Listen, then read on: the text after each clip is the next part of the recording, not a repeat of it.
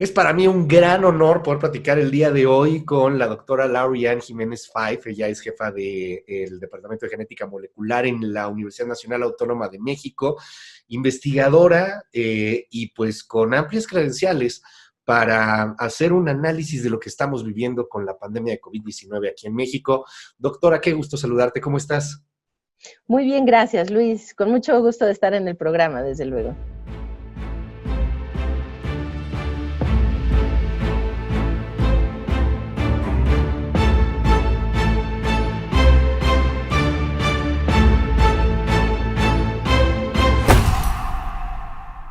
Vamos a comenzar, si me permites, haciendo un análisis de lo que hemos vivido en este prácticamente ya un año de pandemia. ¿Cómo lo vas calificando yéndonos por partes? Cuando esto comenzó, conforme fueron tomándose decisiones hasta el pandemonio en el que nos encontramos en este momento. Sí, bueno, creo que al inicio, así lo narro en el libro, que yo tuve esperanzas de que las cosas se hicieran muy bien, de hecho. Pensé que estábamos puestos en una posición realmente privilegiada. Primero que tuvimos tiempo. Salvo África, fuimos de las últimas regiones que fueron azotadas por la pandemia. Es decir, solo África vino después de Latinoamérica, vamos a poner, ¿no? Entonces, este tiempo, pues es que el tiempo lo es todo, ¿no? La forma como esto, cuando azotó en China, vamos a decir en Vietnam, en Taiwán, todos sus países vecinos, ellos tuvieron un problema gigantesco porque estaban trabajando contra un absoluto desconocido, es decir, una enfermedad que no se sabía nada sobre la enfermedad, un virus que no se sabía nada, no sé, pero en cambio cuando nos llegó a nosotros, pues ya teníamos mucha información. Entonces, el tiempo lo fue todo, ¿no? Tiempo para prepararse, tiempo, y tuvimos aprendizaje previo. Es decir, que ya para cuando llegó acá, habíamos visto que mientras que inició en el sureste asiático, la verdad es que la mayoría de los países en el sureste asiático, si no es que prácticamente todos, y en Oceanía, establecieron estrategias muy efectivas y muy distintas entre unos países y otros. De hecho, o sea, por ejemplo, la estrategia de Japón es notablemente diferente al del resto de los países. Japón nunca fue un país que optó por los confinamientos masivos, sino que optó más bien en confiar en que la población llevaba a cabo las medidas que se estaban Ordenando desde el proponiendo gobierno, claro. ordenando desde el gobierno, de que la gente guardaría distancia, que usarían el cubrebocas, de que harían así. Y en Japón, pues, se prepararon para tener la infraestructura hospitalaria, desde luego, pero se enfocaron mucho en la atención temprana de los pacientes. En Ok. lugar de hacer estrategias de contención amplias, ellos se centraron mucho en que la gente iba a obedecer las medidas que se daban y en atenderlos de forma muy temprana. Les ha dado muy buen resultado. En otros lugares, Vietnam no, Vietnam se fue con todo para la contención, fue el país que hizo más pruebas, vamos a decir, por cada caso nuevo confirmado, de todos los países hasta la fecha. En algún momento en Vietnam llegaron a hacer hasta 35,000 pruebas por cada caso nuevo confirmado. Quiere decir que estaban haciendo un rastreo de contactos realmente masivo. Esto, desde luego, pues les llevó, porque Vietnam es un ejemplo en donde, vamos a decir, ellos entendieron. Es un país más pobre que México, muy poblado, tienen casi 100 millones de habitantes en Vietnam, con muchos problemas sociales, políticos, una serie de cosas, con un sistema de salud, aquí nos quejamos, que el nuestro estaba desgastado. Nomás echen un ojo al sistema de salud de Vietnam, o sea, ese está muy desgastado. Un sistema de salud realmente muy desgastado, muy poco sólido, y ellos entendieron, si esto nos pega y se sale de control, nosotros no podemos detenerlo. O sea, ellos supieron, nosotros no tenemos forma. Vietnam se dedicó a pura contención y, bueno, les ha ido súper bien. Nueva Zelanda le dio con todo a todo, porque Nueva Zelanda es el único país, Nueva Zelanda y Australia, ellos aspiraron al contagio cero. O sea, su meta no era ni mitigar, ni contener, su meta era contagio cero, aquí no va a haber más contagios.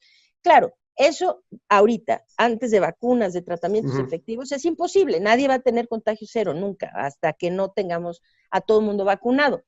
Pero ellos han pasado meses sin registrar muertes por COVID-19, con un caso esporádico aquí, allá, y con muy pocas afectaciones económicas, y la gente, de hecho, pues está viviendo prácticamente dentro de una normalidad. O sea, la gente se mueve, sale, hace fiestas, van al cine, van al teatro, qué sé yo, y claro, con muy buena vigilancia, con muy buena estrategia y así.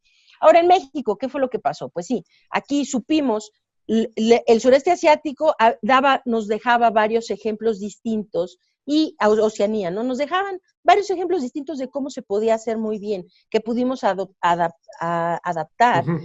a nuestra realidad. Luego veíamos también lo que había pasado en Europa, donde fue catastrófico, o sea, la primera ola ya era algo que así nunca hubiéramos imaginado ver camiones del ejército saliendo de las ciudades en Italia con cadáveres, ¿verdad? Que les llegó de sorpresa, ¿no? También como que en Italia pues, era esa sorpresa hace más o menos un año, o sea, que de pronto ahí muy cerca de la zona en Milán tenías al ejército inclusive haciendo cuarentena obligatoria en varios de los poblados al norte de Italia.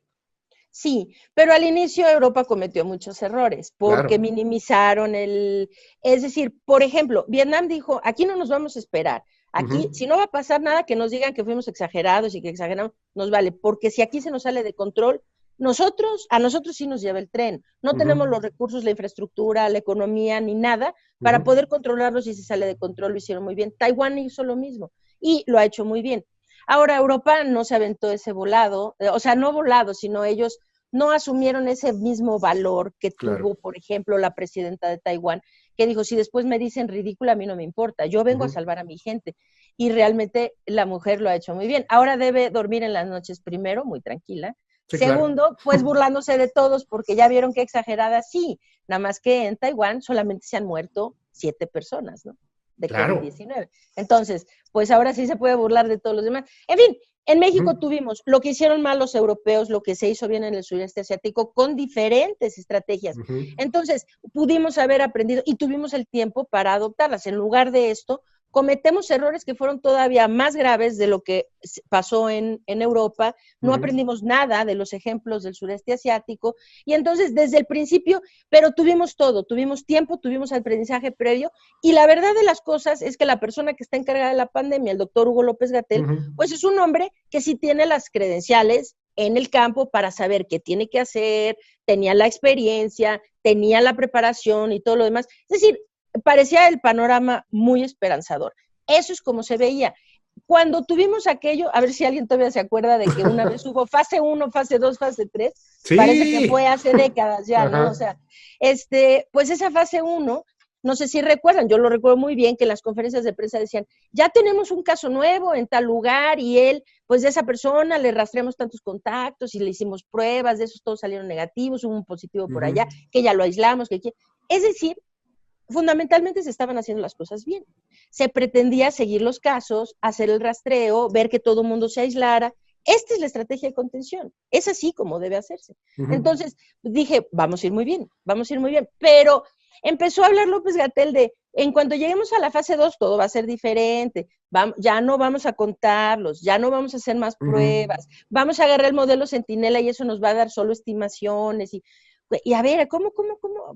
O sea, no dije, no puede estar diciendo esto, o sea, ¿cómo? Cuando llegamos a la fase 2, pero a la fase 2, pues bueno, teníamos como 12 contagios, ¿no? O sea, era una tontería.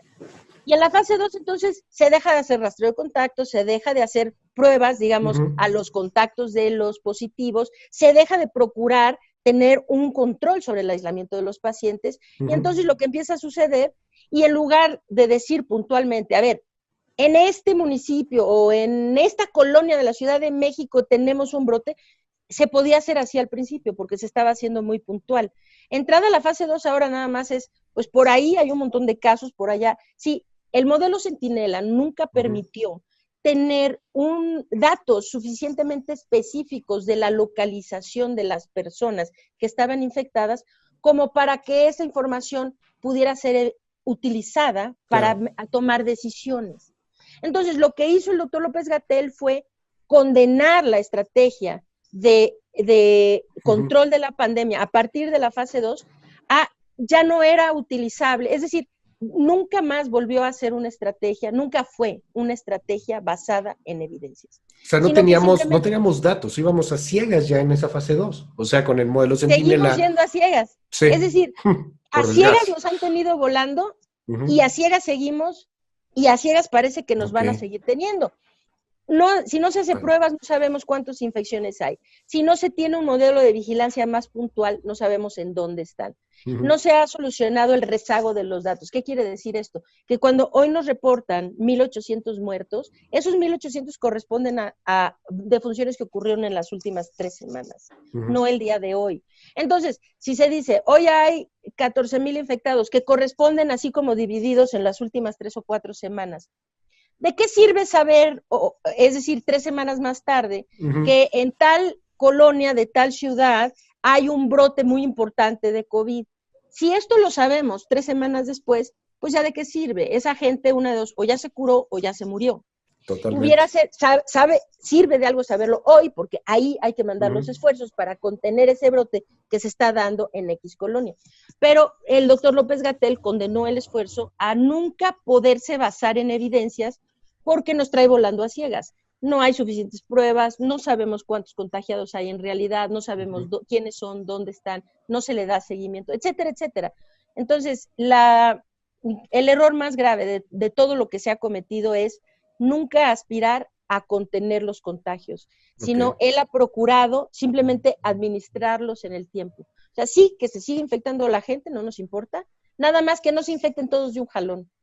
Esto es completamente equivocado y esto iba a llevar a lo que ahorita estamos viendo, invariablemente. Yo recuerdo en este primer momento cuando puso López-Gatell el ejemplo de que era mejor que se contaminara una escuela y parecía que estaba hablando de una inmunidad de rebaño. No sé si esa era la apuesta desde el principio, que era mejor que no se contaminara a un niño, que no se enfermara a un niño, sino que se enfermaran ya todos y entonces así iban a tener inmunidad, cuando pues no tenemos todavía estudios de inmunidad. Hoy todavía no estamos muy seguros de la misma inmunidad, ¿no?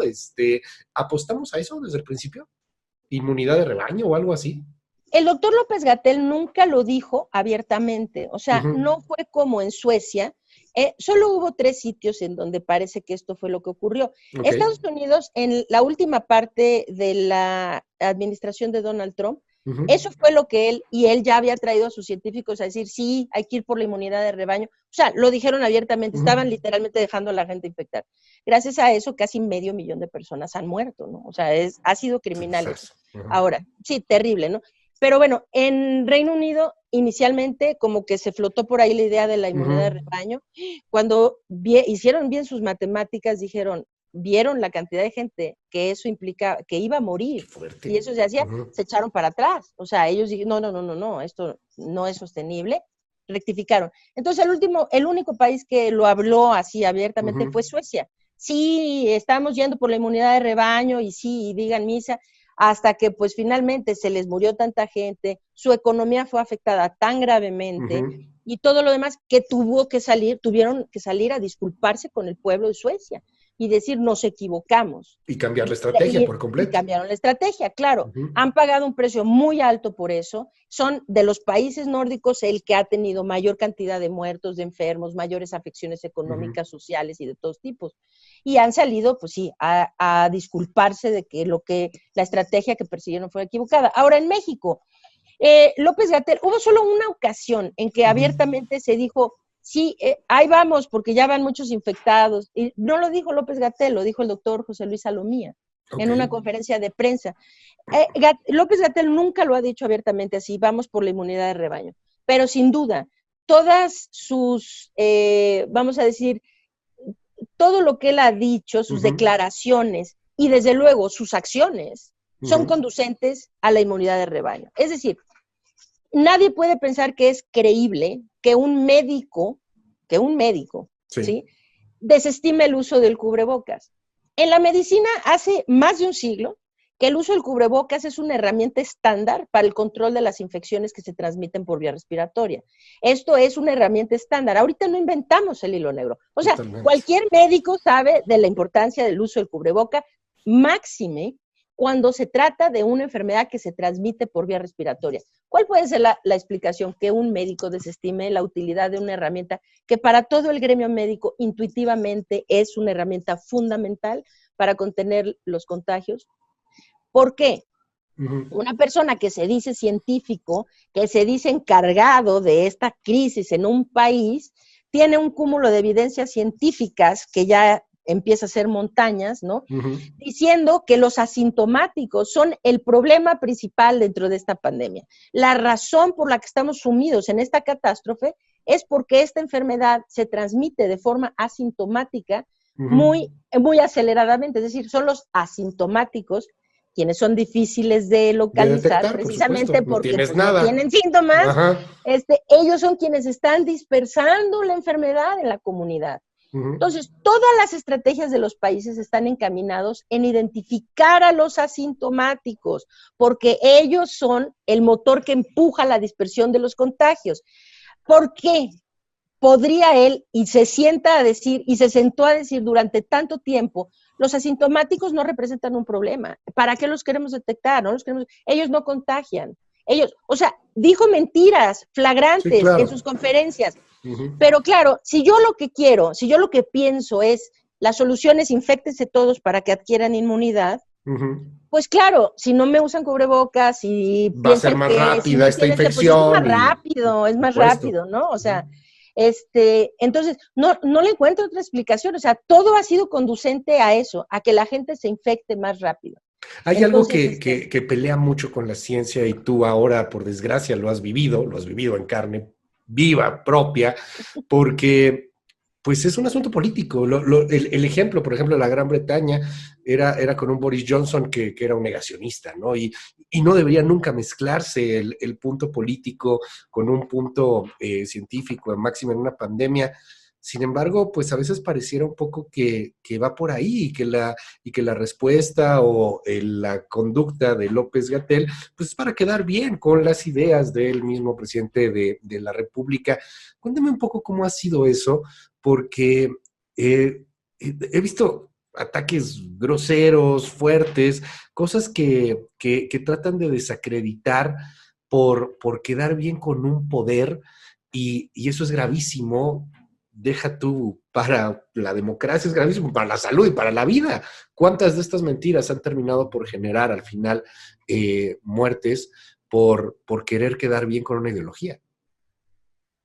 Yo creo que esa es la parte más trágica, también la que causa más rabia, pienso, más desesperación, más rabia, a quienes estamos tratando de ayudar. Hay muchos médicos, válgame, o sea, nada más, imagínense lo que siente un médico, que ha tenido que intubar y después poner en una bolsa para cadáveres a sus colegas, tal vez a sus familiares.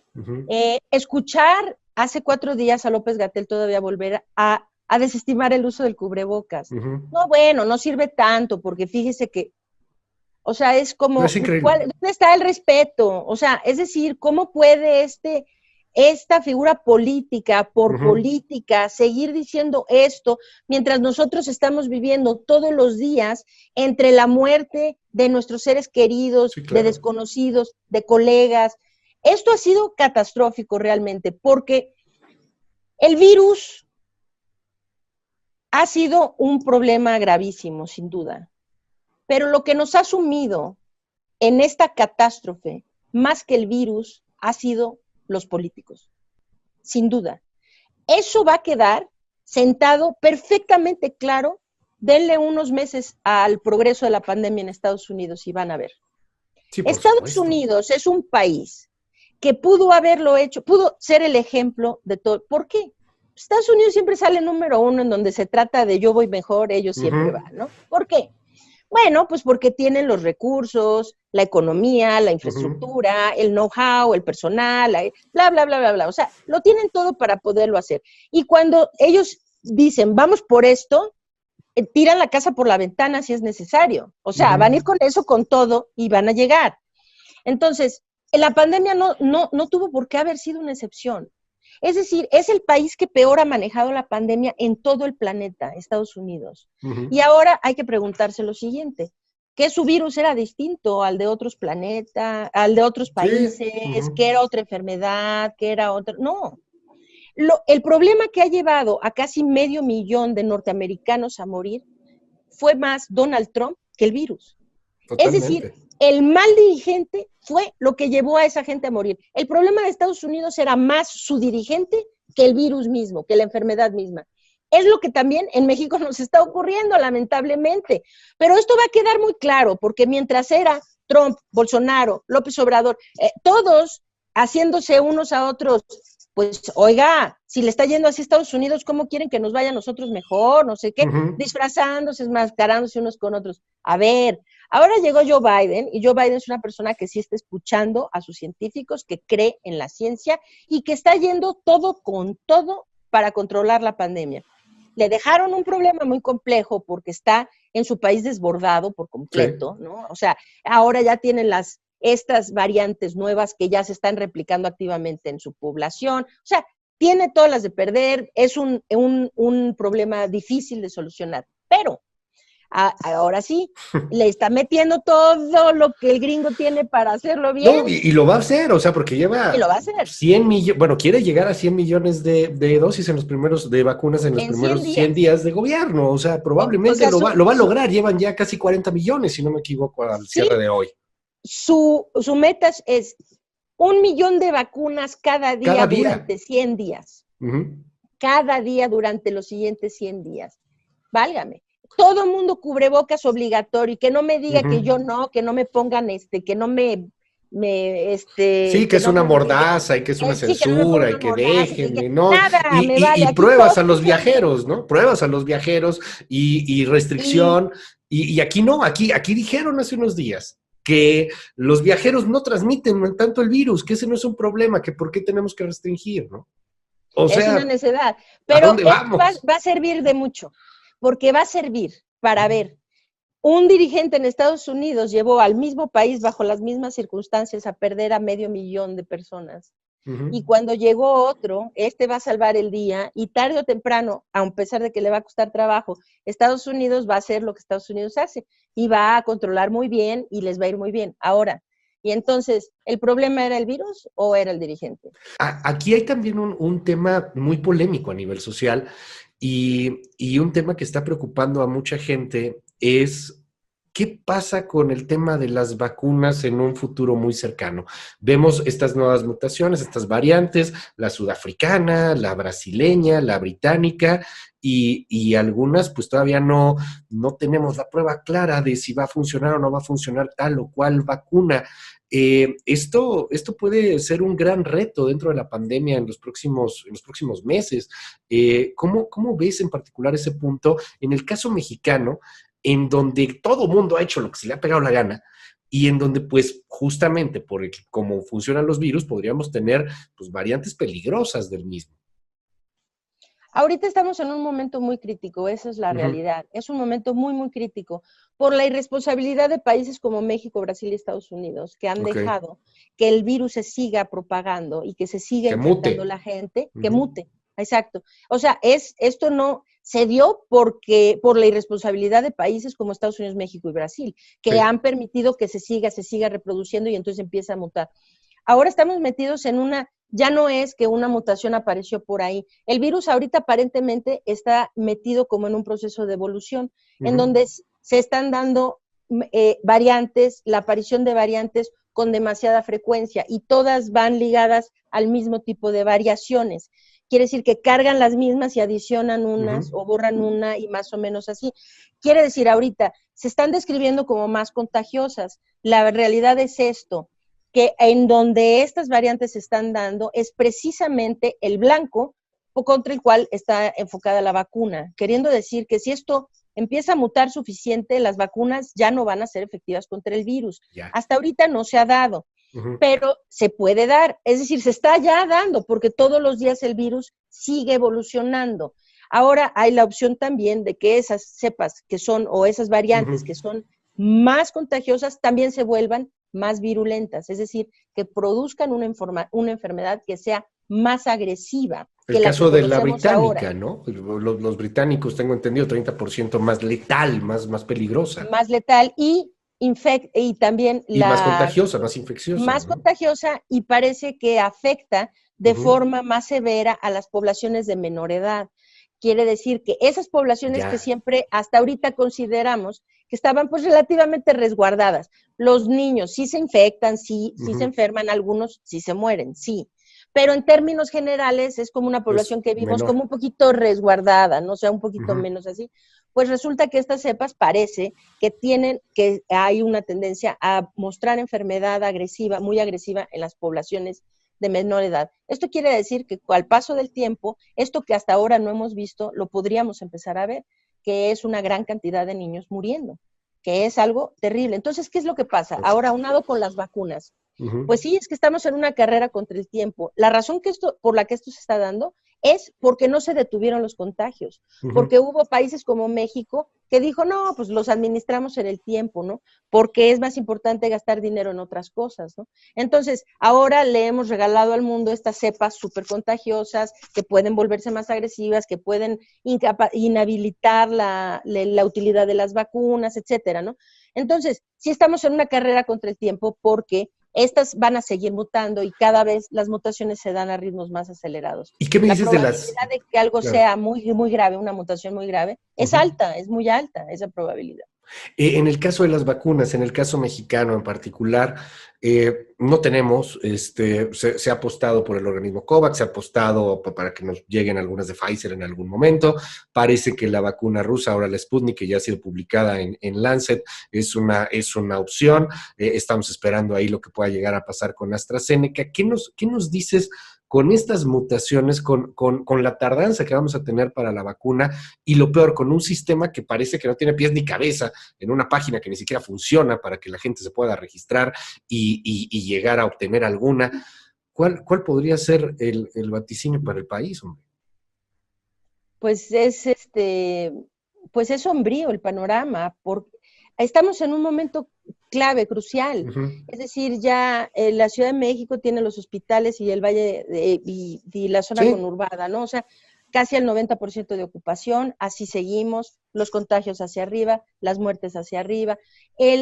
Ojo, porque no se habla suficiente de esto, pero el personal de la salud está ya devastado, desgastado, agotado, es decir, esa parte, la población también ya harta de lo que está, es decir, estamos en un momento súper crítico, las cosas están peor que nunca, hacia adelante se ven más graves que nunca, estamos con las cepas, las variantes, estas con las mutaciones que se están propagando por la comunidad. Entonces, ahorita es el momento en donde necesitaría haber un esfuerzo tan agresivo para ver que las vacunas llegaran pronto al sector, a la proporción más grande de la población. La población que más está infectando y muriendo en México es la población entre 35 y 60 años de edad. Así es. Entonces, están vacunando a una población que mientras que sí tiene muy alto riesgo de complicarse si se infecta, es una población que se está infectando, que no se está infectando muy frecuentemente, es decir, que su prevalencia de infección es muy baja, la incidencia en los O adultos sea, mayores en habría México es que, baja. habría que vacunar primero a lo mejor de 35 Sí, a 60. claro, pues cada país ¿Qué agarró es la el? estrategia con eso. ¿Quiénes son los más vulnerables? Hay que proteger a los vulnerables. Bueno, todo el mundo. Primero el personal de la salud, ¿no? Sí, claro. Esto que se hizo aquí fue una grosería de así ¿Con los servidores de la incalculable, ¿no? nación y todo este asunto o con qué? No, que no haber terminado de vacunar a los médicos, a los profesionales de la salud, pero haber empezado a vacunar maestros en Campeche y a los Claro. 2 días pasa al semáforo amarillo, en donde ni clases presenciales van a tener. Sí, pero los médicos sí están ahí intubando pacientes diario, ¿no? Y a ellos les faltan vacunas. Entonces, eso es una grosería. Pero a lo que voy es, se necesita vacunar desde luego, si se quiere sentir el impacto Claro. sobre el desarrollo de la pandemia, pues hay que vacunar primero a las poblaciones que tienen la incidencia más alta de infección, de infectarse. En México, esta población entre 35 y 60 años son quienes Al más se están final. infectando, porque pues es la población económicamente activa, es la población que se mueve más, ¿sí? Y estos, en el exceso de mortalidad, son quienes tienen la tasa de mortalidad más alta en este grupo de edad. Entonces, ¿quieren impactar sobre el desarrollo de la pandemia? Pues hay que primero proteger a los que más se están infectando. Pero aquí todo se pensó así como, no sé, parece una estrategia muy improvisada, en un momento tan crítico, en donde debería haber una estrategia súper bien direccionada, con toda la logística solucionada, ir al todo contra el todo, porque ahora sí estamos corriendo contra reloj. Siempre lo estuvimos, siempre hemos estado corriendo contra reloj, pero pues ahora sí, lo que se ve es algo terrible. Déjame robarte un par de preguntas más. Es un exquisitez poder platicar contigo y te lo agradezco muchísimo, doctora Lauriann Jiménez Five. Hay algo que todavía puede ser peor. Yo lo he escuchado en reuniones, en corto, cuando de repente alguien te lo comenta a través de alguna conferencia virtual, cosas por el estilo. No lo dicen públicamente, pero hay muchos políticos que están preparando, te lo digo en serio, lo digo en serio, eventos para la elección, porque este es un año electoral. Y los diputados de Morena querían vacunarse antes, porque dicen, es que vamos a estar en elección. Es, para colmo, una elección extremadamente polarizante, en donde creo que no va a haber precisamente el distanciamiento social, probablemente ni el uso del cubrebocas, y en donde van a tratar de llegar de una u otra manera haciendo lo que siempre han sabido hacer, tratando de llevar gente a lugares. Yo espero que no, pero insisto, he escuchado muchas personas que están planeando campañas y que pareciera que no hay pandemia, ¿eh? ¿Crees que eso va a influir? Sin duda, sí. Ahora, pues no sé, es que todo es como tan tramposo, tan poco transparente. Sí. Yo creo que lo que más, lo peor de todo esto es que estamos viviendo en una época, vamos a poner el día de hoy, ¿no? Yo llevo semanas diciendo en las entrevistas que me hacen, ¿por qué no tenemos una base de datos, o sea, datos Sí, claro. abiertos de cómo se está vacunando, ¿no? Esto es inaudito, o sea, es decir, sí sabemos los enfermos, los muertos, no sé qué, nos tienen la base. O sea, esto no tendríamos que exigirlo y demandarlo y pelearnos en redes sociales y decirlo en entrevistas. Es decir, esto tendría que ser algo que el gobierno lo hace naturalmente porque, pues, así es como la mínima transparencia se da, ¿no? Y es un derecho constitucional, ¿eh? O sea, tampoco es claro. una gracia, o sea, eso tendría que hacerlo, tienes toda la razón, un derecho, pues, o sea, Sí. tendría que ser una Ahora, por obligatoriedad. ejemplo, todo es tan poco transparente que no hay bases de datos. Segundo, los contratos de las vacunas están todos sellados durante los últimos 5, para los siguientes Sí, claro. 5 años. Entonces, no sabemos cuántas vacunas, de cuáles, cuándo llegan, con quién se hizo contrato, con quién no, a quién ya se le pagó, quién ya cumplió, quién ya mandó. Sí, no sabemos nada. ¿Cuánta gente está vacunada? ¿Cuántos recibieron la primera vacuna? ¿De qué vacunas? ¿Qué vacuna se le puso a quién? ¿En dónde está esa base de datos? ¿La gente vacunada está en qué partes de la República? ¿A quién le falta la segunda dosis? No hay bases. Entonces, por ejemplo, ahora, pues si llegaron las vacunas y se vacunó X gentes, pues tenemos que creerle, ¿no? Se paran ahí y dicen, hoy se vacunaron tantos. Pues sí, como usted lo dice, pues yo se lo creo, ¿no? Yo quiero finalizar con algo, lo comentábamos en el programa en algunas ocasiones con distintos expertos y insisto, te aprecio mucho que nos hayas tomado esta videollamada, doctora. ¿Cómo van a vacunar en México? Pues como son las taquerías. O sea, parece que esa es la estrategia.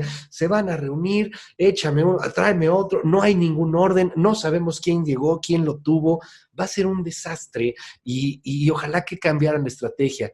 Hay un gobierno sí responsable y que ha tenido actos criminales, pero yo quisiera concluir con esto. También los mexicanos somos muy responsables, o mejor dicho, muy irresponsables en esta pandemia. Fiestas que se dan, gente que sigue sin creerlo, lo que ha sucedido, por ejemplo, en un pueblo de Oaxaca, en donde pues terminaron contagiados prácticamente todos porque tenían que hacer una fiesta religiosa, un sacerdote en el centro diciendo que no era sacerdote católico, pero bueno, estaba vestido como tal, diciendo que todo era una mentira. También creo que somos muy responsables en esto, ¿no? ¿Qué le dices a los mexicanos? O sea, a nosotros. Pues yo tengo otra manera de verlo un poquitito. A ver. Sí es verdad que no hemos hecho nuestra parte tan bien como debiéramos haberla hecho, sin duda. Pero yo creo que si desde el principio la comunicación hubiera sido clara, directa, al punto y nunca contradictoria, nunca vacilante, que hubiera sido transparente. Es que hay un aire ahí de que no, esto no es cierto, no es cierto. No, ay, no, es que esto no es tan grave, no es tan grave, no pasa nada. Pero ¿por qué flota eso en el ambiente? Flota porque esa fue la comunicación de las autoridades desde el principio. Se dijo, esto no es más grave que una influenza. No, COVID no es tan grave, de verdad. Esto va a ser menos que una temporada de influenza. Se ha dicho cuántas veces, ya domamos la pandemia, ya aplanamos la curva, ya vamos de salida, ya vamos de bajada, estamos a punto de llegar, ya vamos a terminar. ¿Cuántas veces? Todas las veces del mundo. ¿Cuántas veces? No, a ver, yo no me pongo cubrebocas porque mis expertos me dicen que no lo necesito. Sí, claro. Entonces, vamos a decir, hay eso, y después queremos apalear a la población diciendo, oiga, ¿usted por qué no se pone cubrebocas? Si desde el principio, en lugar de estar cuidando más su imagen, su figura, que las vidas de los mexicanos, desde el principio tendrían que haber dicho, esto es un problema que va a llevar a cientos de miles de mexicanos a morir. Esto es muy grave. Todo mundo tiene que cuidarse. Estamos en el mismo barco, rememos juntos o todos nos vamos a hundir. Necesitamos, pónganse el cubrebocas, o sea, hacer ver a la gente hubiera dicho, wow, no, pues esto sí es medio, sí es en serio, feo, ¿no? O sea, claro. esto sí es en serio, a ver, hay que cuidarse, ¿no? Entonces siempre hubiera habido, porque siempre hay algún necio, algún ignorante, algún qué sé yo, pero no sería, o sea, como tan rampante algo generalizado. esto, ¿no? O sea, no sería tan generalizado. Entonces, pero yo tiendo un poquito a no ser tan dura porque creo que esas personas, sí, muy mal, hacen muy mal, sin duda, ¿no? Coscorrón, lo que sea, pero no creo que habría tanta gente así si la comunicación hubiera sido la adecuada desde el principio. Y ahora yo sí veo con mucha tristeza, pero no es que no seamos más mexicanos, es que algo ha cambiado, algo es distinto ahorita, y esperemos que esto se acabe pronto, porque ojalá. Lo que es distinto es que no hemos podido salir de una división tan profunda que estamos ahorita. Es algo que mencionaste hace rato. ¿Por qué la politización de todo? Es decir, siempre llegamos se llega al punto en el que ya no vemos más los muertos, los enfermos, el problema, sino, no, a ver, si tú hablas mal es que estás hablando en contra del que a mí me cae bien. No, si tú hablas bien es que tú hablas a favor de uno que me cae muy gordo, ¿no? Por supuesto. A ver, oigan, es que nos estamos muriendo, es que la gente está sufriendo, es que, o sea, no es político, necesitamos hacer algo para solucionar este problema. Y lo que a mí me parte el corazón es que ahorita en esto, a la larga, vamos a ver esto como uno de los episodios más trágicos en la historia de nuestro país, sin duda, sí. Y sin embargo fue ese episodio tan trágico en el que no supimos cómo unirnos para hacer las cosas mejores para todos. Eso me duele mucho, la verdad. Pero, bueno. Doctora Lauri Ann Jiménez Five, muchísimas gracias por estos minutos. Te robamos más de la cuenta, doctora. No, y mucho bueno, gusto. Es un verdadero honor. Muchísimas gracias.